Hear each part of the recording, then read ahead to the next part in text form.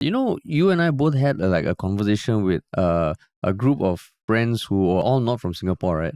A couple of them were from like South America or Central America, and they said that Yeah. over there, crypto is super useful lah, because where their economic climate or their own currencies are fluctuating so much, crypto is quite a more Stable. It's very is a stable. stable way of transferring money, right? So from my layman take on the value that this FTX bring, yeah, it's very financially driven, but it's also in some way an anchor that provides some legitimacy lah. I think in the sense that if you have value or if you have crypto, you can trade it for something else lah. So it's not like Facebook where it's connecting. I mean, some way it's connecting, or Theranos, which was meant for what? Blood, is it? Blood? Heart? Yeah, you'll be able to test for a lot more diseases and in a much smaller amount of blood taken from each patient. And then there's also the bank, the WeWork guy, right?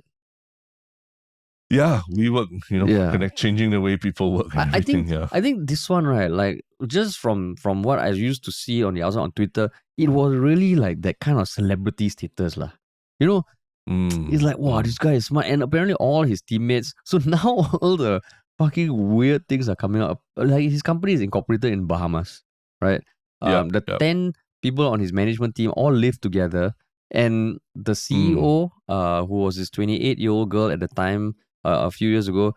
But there's one interview where she just says some stuff where even I, as a layman financial person, I'm like, how the fuck does that make sense? Like, they don't believe in stop loss measures because it can limit the upside to whatever shit lah. Then apparently all 10 of them were romantically linked in some way, and they all used to live together. So now you see a lot of memes saying, wait.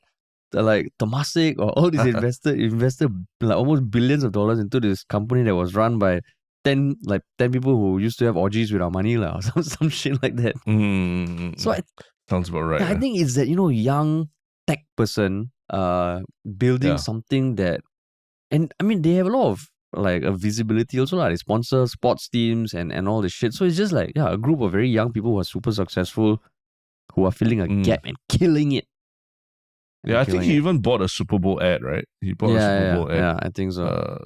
So it's just using a lot of their money to buy legitimacy, and just in retrospect, in hindsight, it just makes everyone who probably believed in him feel kind of duped, right? Feel kind of like you've had a wool pulled over your eyes. But in general, like when you think about someone like Temasek as well, getting into this, you would think Temasek they've hired really smart analysts, they have smart investors on their team, and they know what they're getting into lah. But even they fell for the whole thing lah.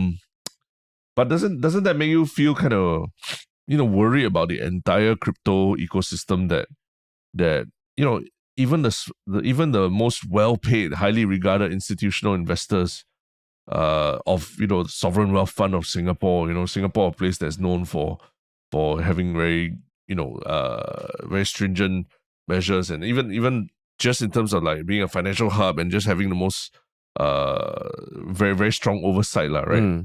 Even they couldn't get past this. Even they got duped by FTX lah. Doesn't it make you kind of like just wonder if everything in the crypto ecosystem has the potential to be the next FTX as well?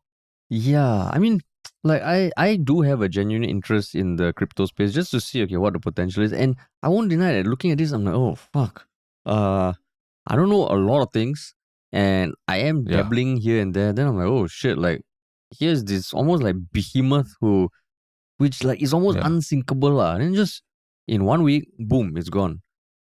And I mean, and everything's uncovered that so much of it was just nonsense, right? It was just Ponzi scheme and everything. Yeah, and then from the Bahamas, and of all places, the police of the Bahamas have raided the office and all.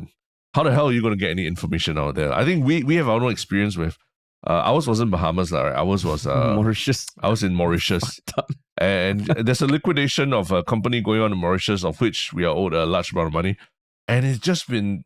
I mean, since the start of COVID, it's been near impossible to get like clear information about what is going on there with the liquidation. Actually, So it's so I'm like, this company operating out of the Bahamas and now it's filed for bankruptcy and so many shenanigans are going on. It's like I feel like is what we went through, but to the nth level, right? Yeah. Like multiplied by millions. Because what we went through, just to give context, I mean, if you've been listening for a while, you would be aware, but we did make a TV show that came out in 2020, which we're fucking proud of, about a guy who falls in love with a terrorist.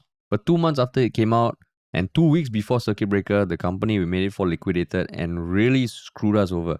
And they continue to screw us over, but it's not them, it's the liquidators. So maybe if you aren't familiar with liquidation, which I wasn't up to that point, was what happens when a company liquidates, all its assets are put in the hands of liquidators who are lawyers.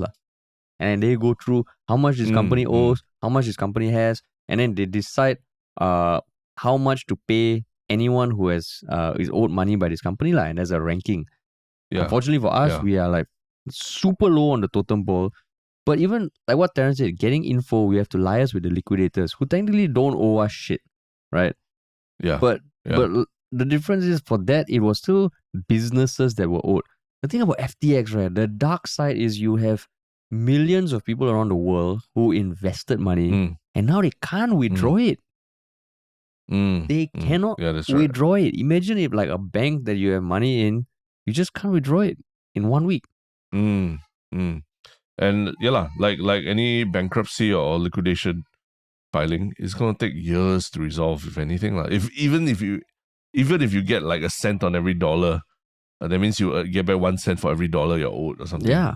It's gonna take years for you to actually have this issue resolved. So you can essentially say goodbye to that amount of money. And like even if you didn't have money with FTX, the whole crypto market has tanked. If you Google Bitcoin price, you will just see it take a shit over the past week.